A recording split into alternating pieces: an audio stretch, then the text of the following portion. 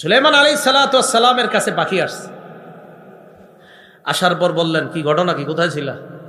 এখন পাখি আইসা সুলাইমান আলাইহিস সালাতু ওয়াস সালামকে বলতেছে, ফামাকাসা গায়রা বাঈদিন ফাকালা আহাত্তু বিমা লাম তুহিত বিহি ওয়া জিতুকা মিন সাবাইম বিনাবাইন ইয়াকিন। পাখি সুলাইমান নবীর কাছে আসে, আসার পর বলে, পয়গম্বর, ফামাকাসা গায়রা বাঈদ, পাখি বেশি সময় অবস্থান করে নাই, না করে তাড়াতাড়ি নবীর কাছে চলে আসছে। আসার পর কয়, আহাত্তু বিমা লাম তুহিত বিহি, আমি এমন বিষয়ে জেনে এসেছি যেই বিষয় আপনার জানা নাই। সুলাইমান নবী কয়, সর্বনাশ, কি কয়? আমি এমন জ্ঞান অর্জন করছি যেটা আপনিও জানেন না। বলো বলো। ওয়াজিতুকা মিন সাবাইম বিনাবাইন ইয়াকিন, আমি সাবা এলাকা থেকে একটা নিশ্চিত সংবাদ আপনার কাছে নিয়ে আসছি। সাবা কোথায়?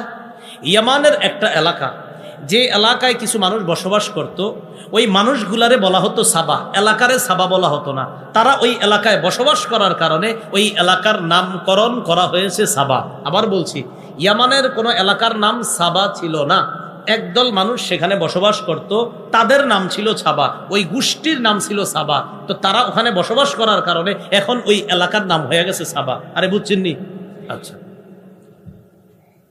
তো পাখি বলতেছে, আমি নিশ্চিত সংবাদ নিয়ে আসছি আপনার কাছে। কি সংবাদ বলো? ইন্নী ওয়াজাদতু ইমরাআতান তামলিকুহুম ওয়া উতিয়াত মিন কুল্লি শাইইন ওয়া লাহা আরশুন আযীম। আমি একজন মহিলাকে পাইছি সেখানে, তামলিকুহুম, যেই মহিলা তাদেরকে শাসন করে, তাদের উপর রাজত্ব কায়েম করে, তাদের উপর কর্তৃত্ব ক্ষমতা প্রদর্শন করে, একজন মহিলা পাইছি ওই সাবা গোত্রে। আর কি? ওয়া উতিয়াত মিন কুল্লি শাইইন, ওই মহিলাকে সব নিয়ামত দেওয়া হয়েছে, মানে তারও কম নাই। ওয়ালাহা আরশুন আযীম, ওই মহিলার বিশাল বড় এক সিংহাসন। সিংহাসনটা কোথায়? মহিলার একটা রাজপ্রাসাদ ছিল। মহিলার নাম তাফসীরের কিতাবে আসছে বিলকিস। কি নাম? তার বিশাল বড় এক রাজপ্রাসাদ। এই রাজপ্রাসাদের পূর্ব দিকে 300টা জানালা, পশ্চিম দিকে 360টা জানালা। এটার উপরে তার বিশাল বড় সিংহাসন। সূর্য যখন ওঠে জানালা দিয়ে আলো যায়, ডুবার সময়ও পশ্চিম দিকে ওই জানালা দিয়ে আলোটা দিয়েই সূর্য তখন ডুবে। মহিলা সূর্য ওঠার সময়ও সূর্যের পূজা করে, ডুবার সময়ও সূর্যের পূজা করে। বুঝছেন নি? আচ্ছা। পাখি বলতেছে, মহিলারে পাইলাম, তার বিশাল বড় এক সিংহাসন। আর জানেন, ভয়ঙ্কর একটা অপরাধ দেখছি তাদের। কয় কি? ওয়াজাদতুহা ওয়া কওমাহা ইয়াসজুদুনা লিশ-শামসি মিন দুনিল্লাহ, আমি দেখলাম ওই মহিলা আর তার সম্প্রদায় আল্লাহ ছাড়া সূর্যকে সেজদা দেয়। নাউজুবিল্লাহ। কারে সেজদা দেয়? আমরা কারে সেজদা দেই? দিল থেকে বলেন কারে?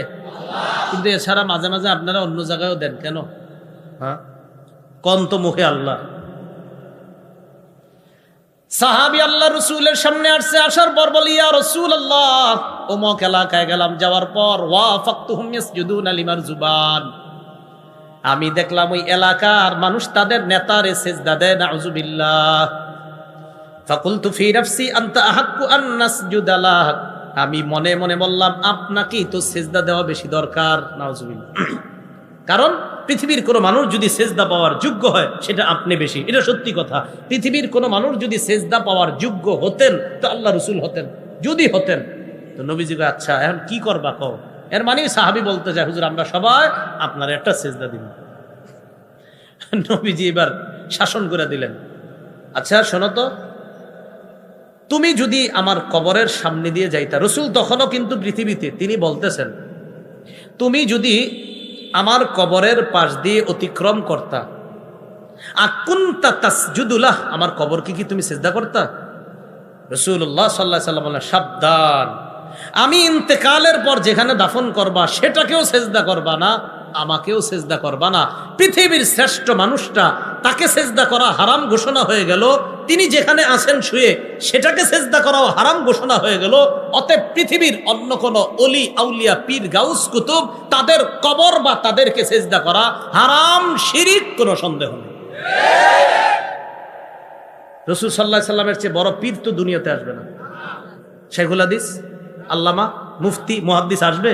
পৃথিবীতে যত আপনি গুণ লাগাইতে পারেন যে হুজুর মুফতি, মুহাদ্দিস, শাইখুল হাদিস, পীর, গাউস, কুতুব, সব তিনি।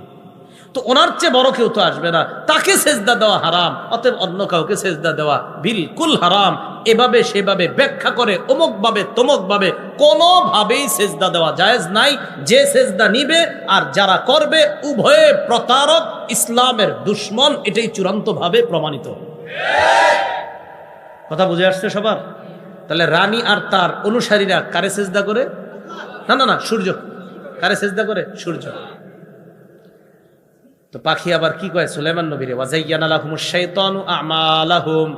পাখি আবার ওয়াজও করে, কয় শয়তান তাদের কর্মটা তাদের সামনে সাজায় দিস। তো শয়তান তাদের কর্ম তাদের সামনে সাজায় দিস। এখান থেকে কি শিখলেন? প্রত্যেকটা আয়াত থেকে কিছু শিখেন, শুধু ঘটনা শুনে না। শয়তান তাদের কর্ম তাদের সামনে সাজায় দিছে। প্রিয় ভাইয়েরা, কখনো আপনি টেলিভিশনে একটা সিনেমা নাটক দেখলেন আর বললেন হুজুর ভালো লাগছে, কান্না আসছে, ভালো লাগছে, কান্না আসছে। আচ্ছা, কখনো আপনি কোথাও গিয়ে সেজদা করলেন আর বললেন হুজুর ভালো তো লাগছে। কখনো একটা বেদাতি কর্ম করছেন বা এখনো করবেন বা কিছুদিন পরে করতে পারেন, এই কিছুদিন পরে, হ্যাঁ করবেন, অনেকে করবেন। এই বেদাতি কাজ করে আপনি বললেন যে আমার ভালো লাগতেছে। মনে রাখবেন, বেদাতি কর্ম করার পর ভালো লাগা, শিরিক করার পর ভালো লাগা, নাটক সিনেমা বা অশ্লীল কিছু দেখার পর ভালো লাগা, এটা আল্লাহর থেকে ভালো লাগা না। এই ভালো লাগা শয়তান আপনার সামনে করে দিয়েছে। এই যে বলতেছে ওয়াজাইয়ানা লাহুমুশ শাইতানু আমালাহুম, তারা যে সূর্যের সেজদা করে, এই সূর্যের সেজদা করা, তাদের এই ভালো লাগাটা, এটা শয়তান তাদের সামনে সাজায়া দিছে। হ্যাঁ তোমরা এটা করো। নাউজুবিল্লাহ। ফাসাদ্দাহুম আনিস সাবিলি ফাহুম লা ইয়াহতাদুন। ফলে শয়তান তাদেরকে সঠিক রাস্তা থেকে দূরে রাখে, তারা হেদায়েত পায় না। আল্লাহ আমাদের এই ভাই যারা আছি আমরা এখানে, আল্লাহ এই এলাকার সবাইকে শিরিক করা থেকে, ছোট শিরিক বড় শিরিক যে কোনো শিরিক থেকে আল্লাহ আমাদেরকে হেফাজত করেন। আমরা সিজদা করি একমাত্র কাকে? আল্লাহ। পরের আয়াতটা, সেই আয়াতে আল্লাহ বলছে, আয়াতটা পড়তেছি না, শুধু অনুবাদটা করতেছি। ওই সেজদার আয়াত ওইটা, শেষেরটা। উজু আসেনি সবার? আপনার আছে? সবার তো নাই।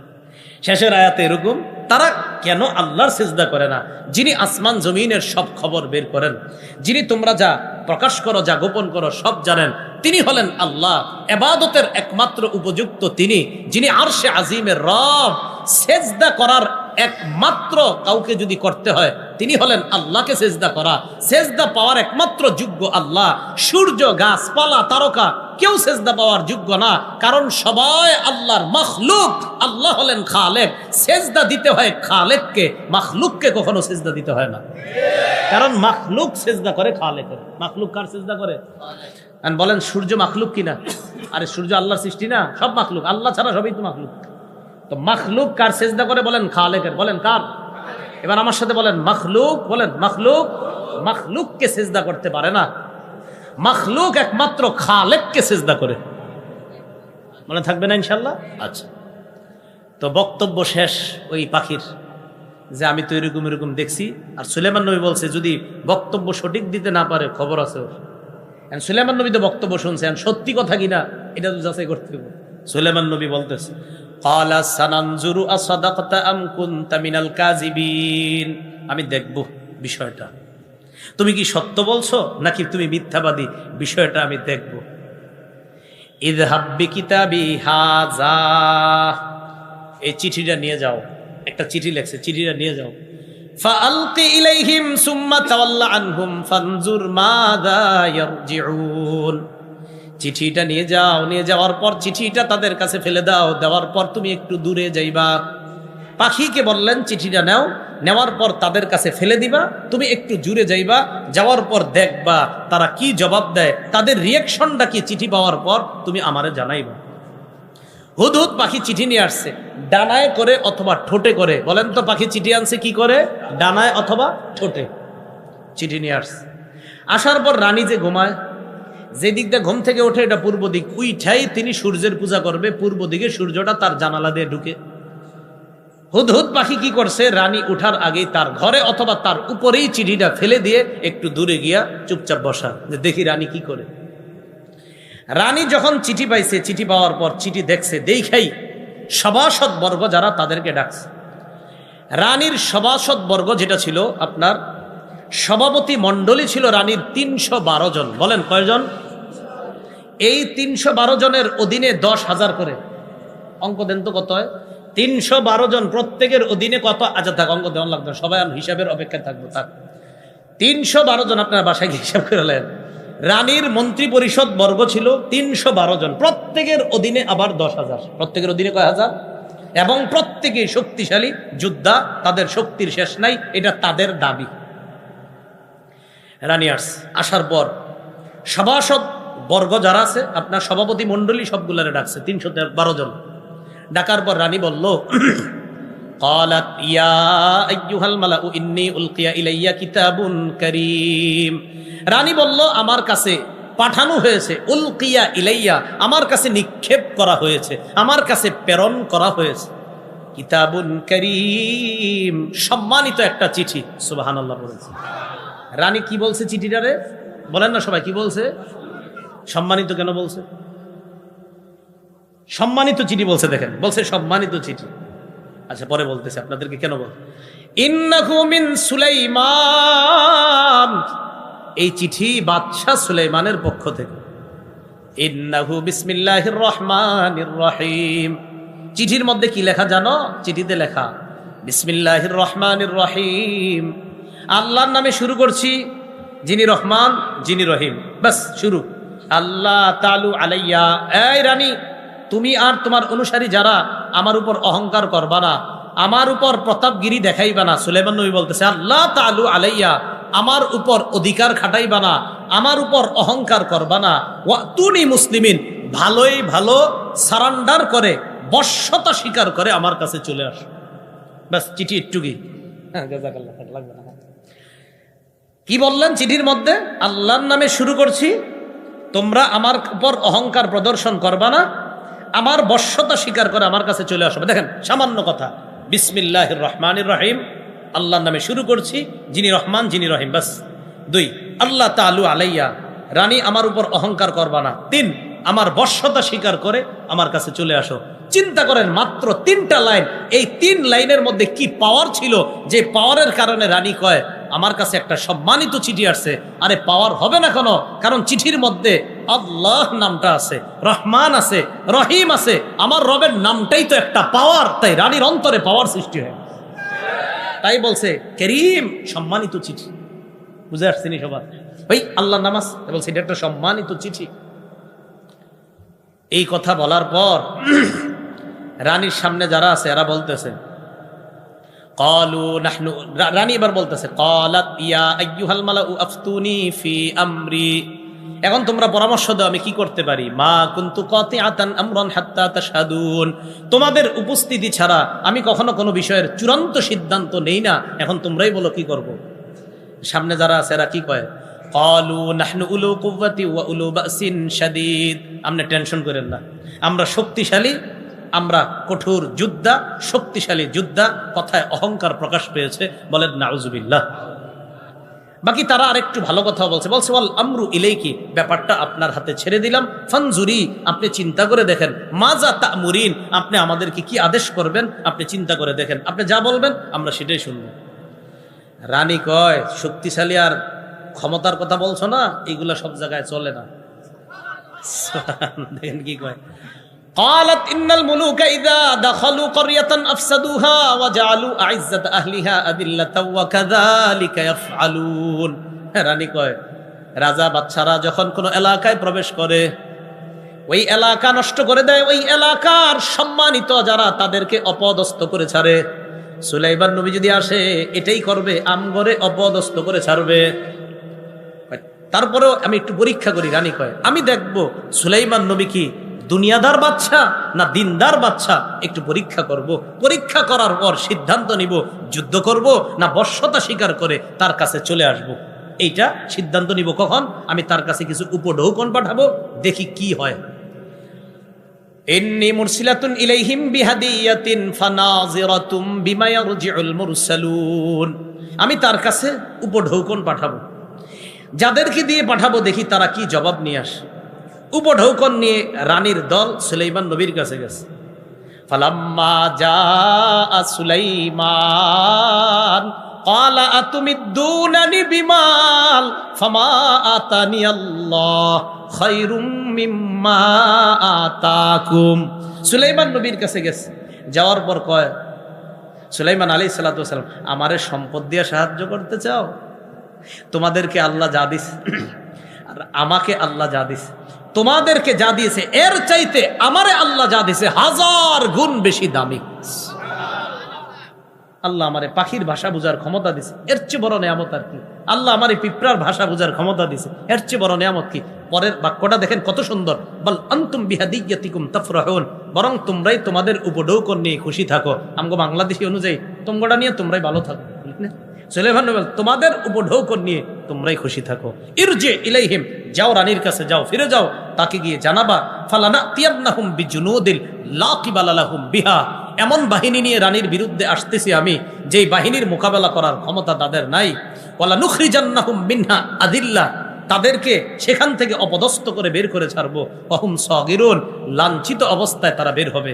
এই সংবাদ রানীরে জানাই দিছে। জানাই দেওয়ার পর রানী বুঝতে পারছে যে উপঢৌকন গ্রহণ করে নাই। কয় না, কয় নিশ্চিত উনি দুনিয়াদার বাচ্চা না, উনি দিনদার। সাবধান, ওনার কাছে আর কোনো কথা নাই, এখন যুদ্ধ না, চলো সবাই বশ্যতা স্বীকার করে তার কাছে রওনা করি। এই ঘটনা আবার হুদহুদ পাখি দৌড় দিয়ে কয়ে দিছে, বস আইতেছে এরা সব। সুলাইমান নবী আসতেছে নাকি? কয় হ্যাঁ। টেনশন করো না, প্রায় 2 মাসের দূরত্ব, এত দূরে রানী ওখান থেকে আসবে, বিশাল বড় দলবল নিয়ে আসবে। আর তো বললামই তো আপনার, একজনের অধীনে 10,000 করে বিশাল বাহিনী। সুলাইমান আলাইহিস সালাতু ওয়াস সালাম কি করলেন? সভাসদ বর্গ, মানে ওনার সভাসদ বর্গে যারা আছে সবাই, জিন বসা, মানুষ বসা, নবী বসা, পাখিরা বসা, তিনি বললেন আইয়ুকুম ইয়াতিনি বিআরশিহা ক্বাবলা আইয়াতুনি মুসলিমিন, আমার দিকে সবাই তাকায় কথাগুলা শুনেন। তোমাদের মধ্যে কে আছো রানী আমার কাছে বশ্যতা স্বীকার করে আসার আগে রানীর সিংহাসনটা আমার দরবারে নিয়ে আসবা। রানীর সিংহাসনটা এখানে নিয়ে আসবা, রানী আইসা দেখুক সিংহাসনটা আর বুঝুক যে আল্লাহ প্রদত্ত কোনো কিছুর ক্ষমতা কি, এটা রানীকে দেখানো দরকার। ক্বালা ইফরিতুম মিনাল জিন, জিনদের মধ্যে বিশাল দেহের অধিকারী শক্তিশালী এক জিন বলল, আনা আতিকা বিহি ক্বাবলা আন তাকুমা মিন মাকামিক। একটু এইভাবে ধরেন, এই নিচে রেখেন। হ্যাঁ, আপনি দাঁড়ানোর আগে, এই যে দাঁড়াইছেন, বসছেন, আপনি আপনার যে বসায় আছেন, আপনি দাঁড়ানোর আগেই রানীর সিংহাসনটা আপনার কাছে নিয়ে আসবো। ওয়া ইন্নী আলাইহি লাকাবিয়্যুন আমিন, জিন বলতেছে, আর এই ব্যাপারে আমি শক্তিশালী, আমিন, আমি বিশ্বস্ত। আচ্ছা, জিন শক্তিশালী এটা তো বুঝছি, বিশ্বস্ত বললেন কেন? ভালো করে বুঝুন, এখানে জিন বিশ্বস্ত বলা কি দরকার? যে আমি আপনার কাছে আপনি উঠার আগেই এই সিংহাসন নিয়ে আসবো, আমি শক্তিশালী, বিশ্বস্ত, আমানতদার, আমানতদার বলা কি দরকার জিনে? হ্যাঁ, দরকার আছে। রানীর সিংহাসনটা স্বর্ণ রূপা হীরা মণি মুক্তা দ্বারা তৈরি করা, তাই জিন বলতেছে সুলাইমান নবী আপনি টেনশন করেন না, এক তো আমি আনতে পারবো,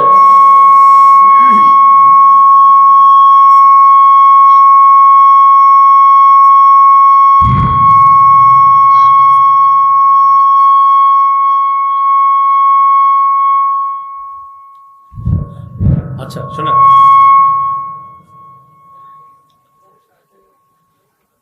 রানী বলতেছে আপনার জিন বলতেছে আমি আপনার কাছে নিয়ে আসবো, আপনি ওঠার আগে আমি শক্তিশালী, আমানতদার। আমানতদার কেন বলছে?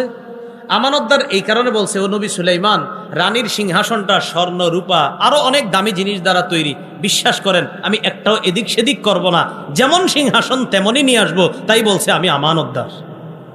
বুঝছেন নি আমানতদার কেন বলছে? আমি, কারণ জিন তো, জিনেরা এদিক সেদিক করলে তো আপনি কইতে পারবেন না। সুলাইমান নবী কয় তাই নাকি? কয় হ্যাঁ।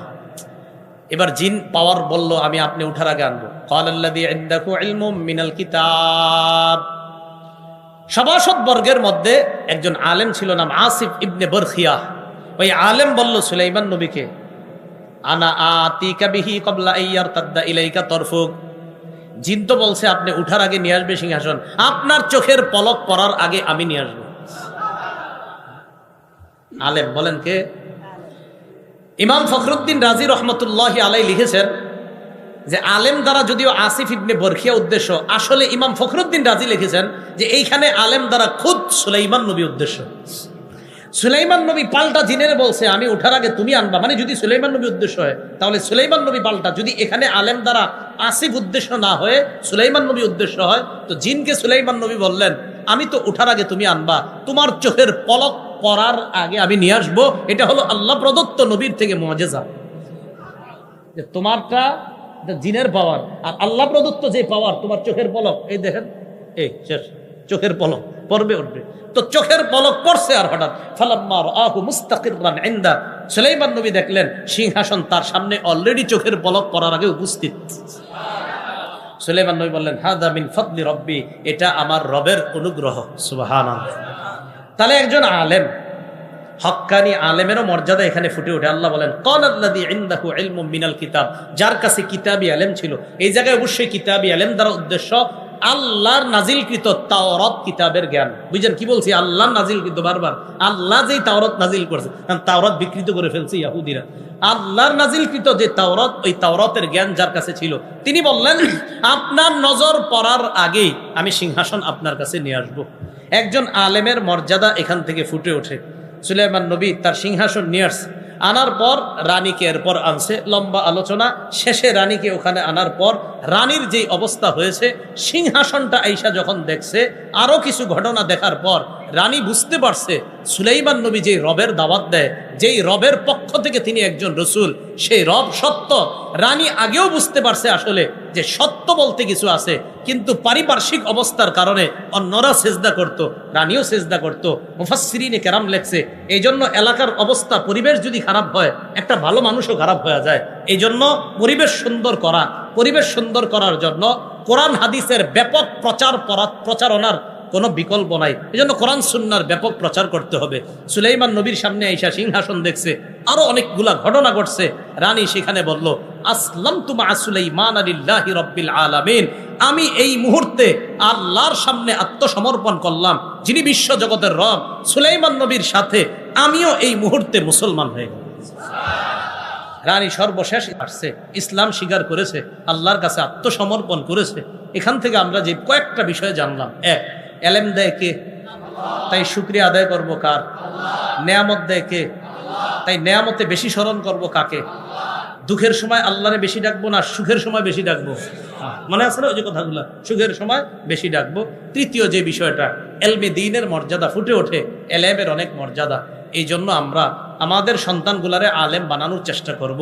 চতুর্থ আরেকটা শিক্ষা এখান থেকে নিয়েছিলাম, নবীরা কখনো কাউকে সম্পদের উত্তরাধিকার বানায় না, এলেমের উত্তরাধিকার বানায়। তা আমাদের সন্তানগুলা নবীদের ওই এলেমের উত্তরাধিকার হবে, এটা আমরা সবাই চাই না ইনশাআল্লাহ।